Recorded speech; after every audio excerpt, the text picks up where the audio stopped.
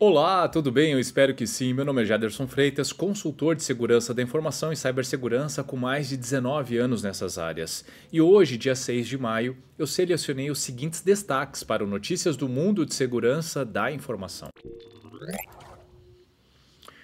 Como a ciberguerra global vai impactar a segurança no Brasil? Novas contas da Microsoft são criadas sem senha por padrão. E segurança de senhas despenca em 2025. E eu começo com essa matéria que fala como a cibersegurança global vai impactar a segurança no Brasil.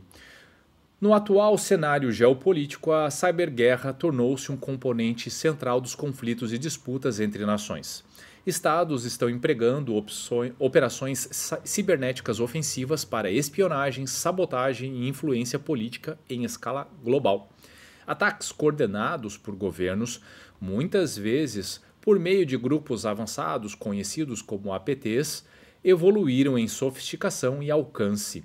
Esse contexto de ameaças cibernéticas globais afeta diretamente a segurança digital do Brasil, expondo setores estratégicos a riscos significativos e exigindo respostas à altura do nível técnico dos adversários.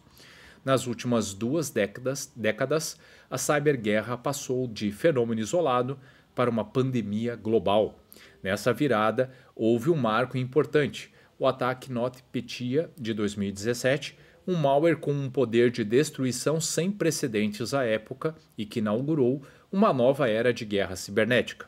Desde então, conflitos tradicionais passaram a ter um forte componente digital. Por exemplo, a campanha Rússia na Ucrânia incluiu uma série de ataques cibernéticos contra redes elétricas, comunicações e órgãos governamentais, enquanto grupos hacktivistas e criminosos alinharam-se a interesses estatais. A integração entre guerra convencional e digital ficou clara, e as fronteiras entre ataques estatais e crimes cibernéticos comuns tornaram-se difusas. Os principais agentes estatais da ciberguerra global incluem potências como China, Rússia, Estados Unidos, Irã e Coreia do Norte, entre outros. Cada um emprega estratégias específicas: espionagem cibernética para roubo de segredos industriais e governamentais, sabotagem contra infraestruturas críticas inimigas e ataques de influência, como invasões seguidas de vazamento de dados sigilosos para interferir em processos políticos. Uma característica preocupante é a crescente colaboração ou tolerância entre estados e grupos criminosos. Exemplos incluem gangues de ransomware sediadas em países que não as reprimem, usando extorsão financeira para causar danos estratégicos. Em 2021, o ataque de ransomware à Colonial Pipeline nos Estados Unidos, atribuído a um grupo de língua russa, expôs a falta de preparo de empresas de infraestrutura diante de ameaças desse tipo. Esses ataques em infraestruturas críticas conferem notoriedade aos agressores e muitas vezes retornos financeiros, o que os torna cada vez mais frequentes e sofisticados.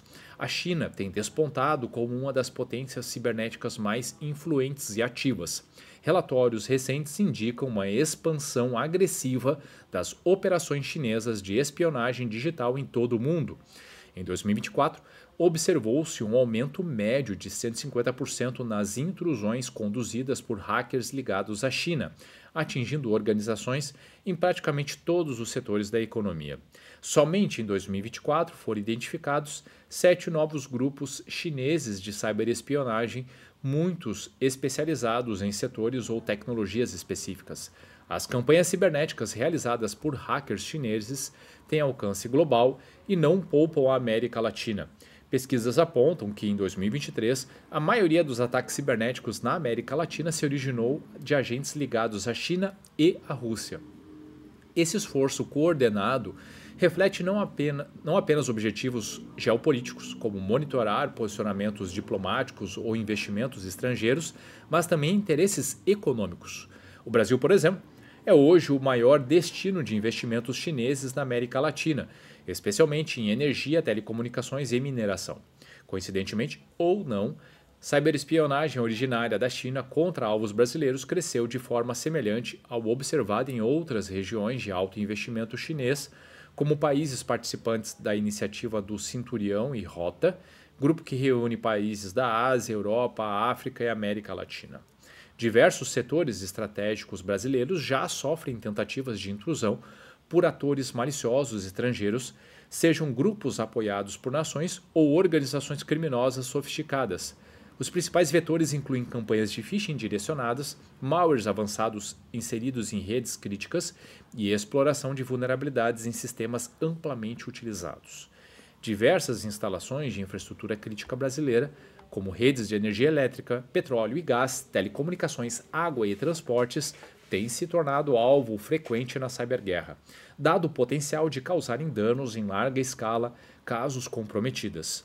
Em fevereiro de 2021, duas das maiores empresas do setor elétrico brasileiro sofreram ataques de ransomware que as forçaram a suspender parte de suas operações temporariamente.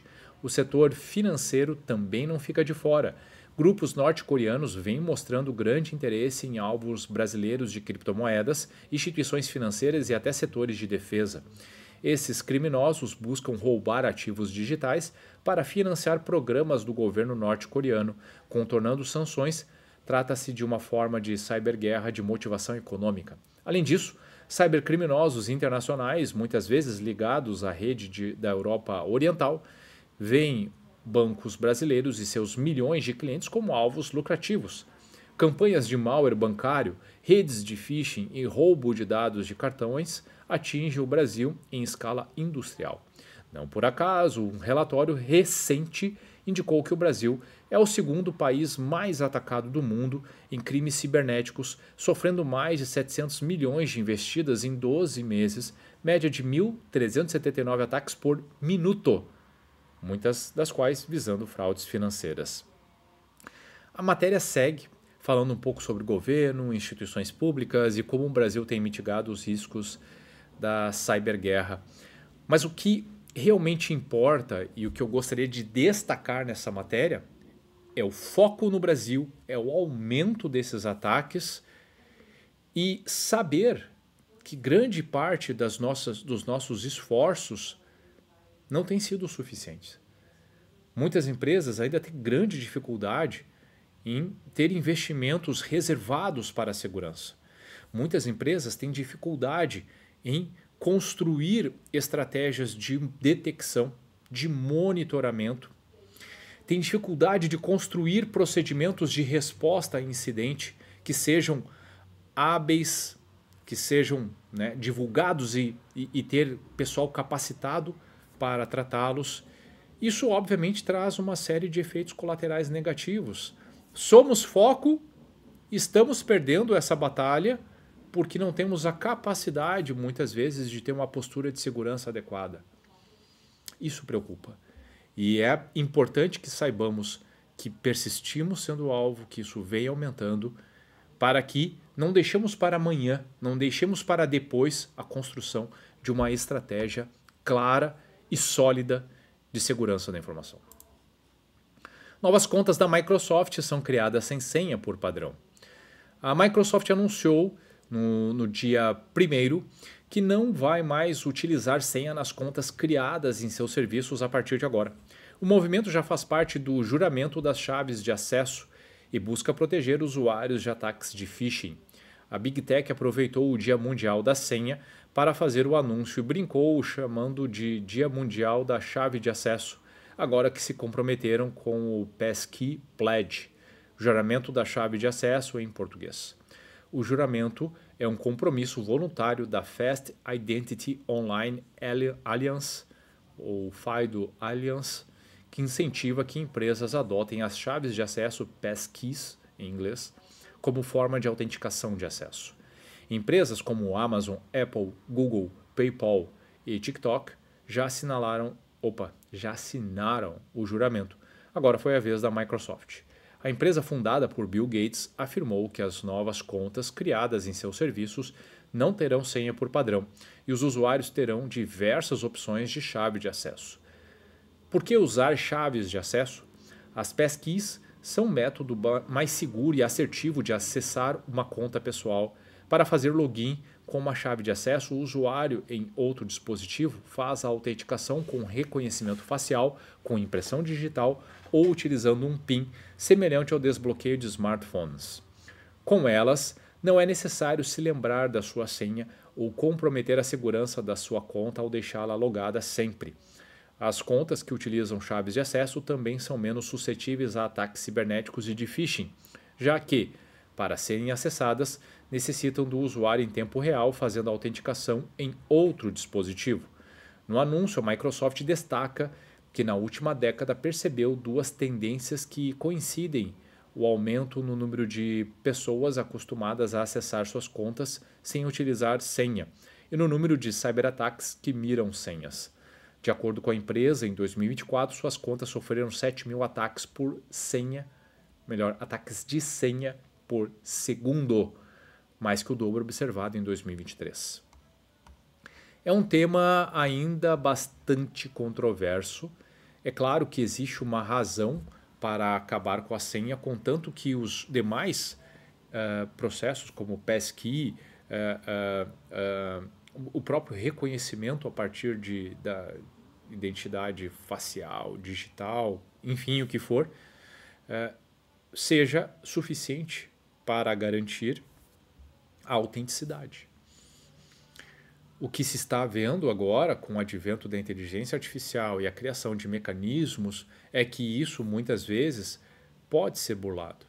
Então, precisamos estar alertas, precisamos estar atentos e não entendermos ou acreditarmos que uma única tecnologia ou uma única forma será suficiente para garantir segurança, porque isso está muito longe de ser verdade. E por fim, segurança de senhas despenca em 2025. Matérias complementares, não? Um novo estudo da Cybernews revela uma crise generalizada na criação e uso de senhas. Com base na análise de mais de 19 bilhões de credenciais vazadas entre 2024 e 2025, a pesquisa mostra que 94% das senhas são reutilizadas ou duplicadas, enquanto padrões frágeis como 1, 2, 3, 4, 5, 6 continuam entre os mais usados. Apenas 6% das senhas analisadas foram consideradas únicas e nomes próprios como Ana aparecem com frequência surpreendente nas combinações. Os dados analisados foram extraídos de cerca de 200 incidentes públicos de segurança, incluindo os casos envolvendo Snowflake e SOC Radar I/O. Parênteses aqui, né? Se os sistemas, e nós sabemos que os principais sistemas não permitem combinações tão frágeis de senha, mas os sistemas que ainda permitem realmente querem facilitar a vida do criminoso. É demais achar que simplesmente porque as senhas são reaproveitadas ou ainda são simples e colocar toda a culpa no usuário é suficiente. Claro que não.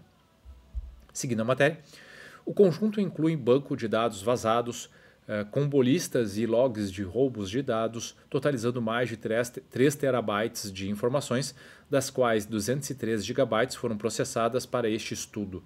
Ferramentas de automação, scripts personalizados e inteligência de ameaças cibernéticas ajudaram a decompor as senhas em padrões, revelando que a maioria tem entre 8 e 10 caracteres e utiliza apenas letras minúsculas e números. Senhas compostas por palavras ofensivas ou ligadas à cultura pop, sentimentos positivos e nomes próprios também são amplamente utilizados.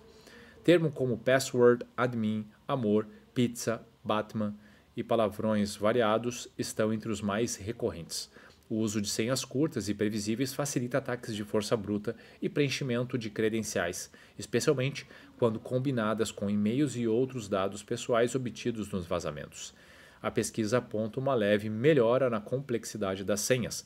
19% agora incluem letras maiúsculas, minúsculas, números e símbolos, contra apenas 1% em 2022. No entanto, a predominância de senhas simples e recicladas continua sendo uma porta de entrada para ataques cibernéticos.